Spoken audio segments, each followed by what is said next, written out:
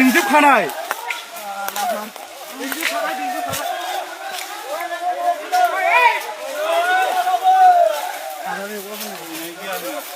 हाग्रा जोब्बा बहा थागोन हाग्रा जोब्बा बहा थागोन बिसोर आं बेक्तिगतभावे बुंबाय थादों बेखौ जोंहा दासिमबो जिहेतु जोङो इन्डियायाव जों दाबो हाबाखै मा राव जालायखो बेलाय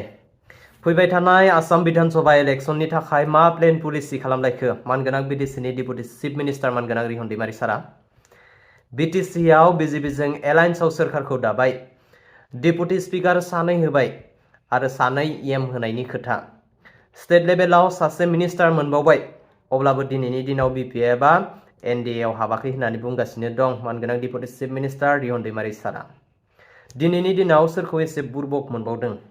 हा सोरखौ एसे बुरबक मोनबावदों मानगोनां हाग्रामा महिलारि सारा मा खोथा बुंदों नोंथांमोननो खोथागासिनो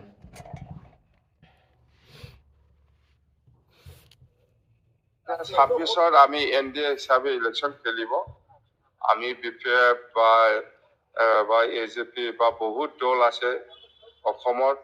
গোটেই এনডিএ হিসাবে আমি ইলেকশন খেলিম 126টাত আমি কৈছো 126টাৰ ভিতৰত আমি কমেও 100 সিট আমি পাম এনডিএ হিসাবে আৰু চৰকাৰ এনডিএ কৰিব दा मानगोनां रायजोफोर नोंथांमोनाथ' खोनाखाबायानो नङा होमबा हाग्रामा महिलारि सारा मा खोथा बुंदों दा नेक्स्ट पइन्टआ जादों जोंहा लैंड रेभिनिउ हाग्रायाव हाबनानै हाग्रा एवनाय मैया उल्टापानिनि गोबां रोजा रोजा रायजो राजाफोरा लैंड रेभिनिउ हाग्रायाव हाबनानै हाग्रा एवनायखौ नुनो मोनदों दा बे हाग्रा एवनाय खोथाया दिनैनि गोदान खोथा नङा आरोना जों दा बुङोबाथाय बिपिएफनि सापर्टारफोरा आलौगोन गाज्रि मोनगोन गाज्रि कमेन्ट खालामगोन जुदि नोंथांमोना गाज्रि कमेन्ट खालामनो गोसोब्ला लिरखादोसो रेडि जाखा नोंथांमोननि कमेन्टखौ खुगाजों फरायगोन खोमाजों एरन हरगोन आं दा बुंनो थाङोब्ला जोंहा बिपिएफआ सोरखार दानाय लोगो लोगोनो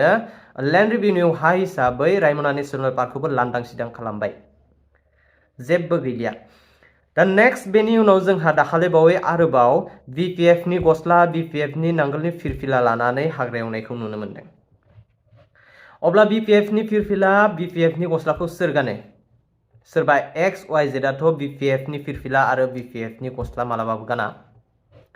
अब्ला बेवहाय जों मानो दाउट जानांगौ गोनांथि दङ मा बुंनांगौ गोनांथि दङ गावबा गावनो सिनायथिखौ लाखादों आरोना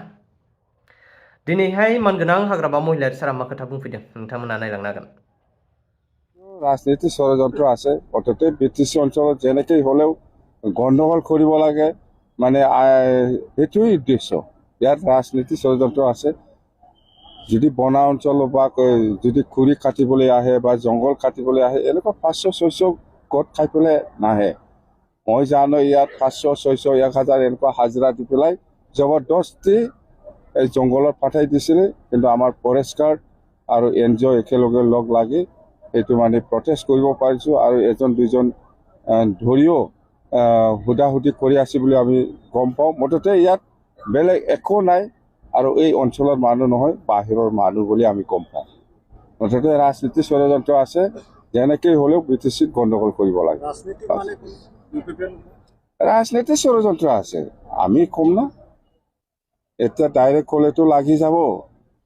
অন্তত ৰাজনীতি ষড়যন্ত্ৰ আছে বিটিচিত যেনেকৈ হলেও গণ্ডগোল কৰিব লাগে কথা সেইটো দে থ্যাংক ইউ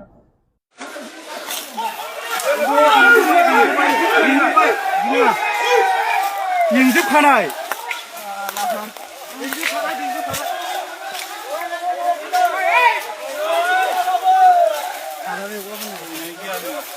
हाग्रा जोब्बा बहा थागोन हाग्रा जोब्बा बहा थागोन बिसोर हा हाग्रा जोब्बा बहा थागोन ए नोंसोर होखारनो हाया नोंसोर होखार नोंसोर बिदिबा सिफायनो हायोबा मानो होखारनो हायाखै बिसोर होखारनो हाया Hey, mandiba. Mandiba गासिबो नै Hey.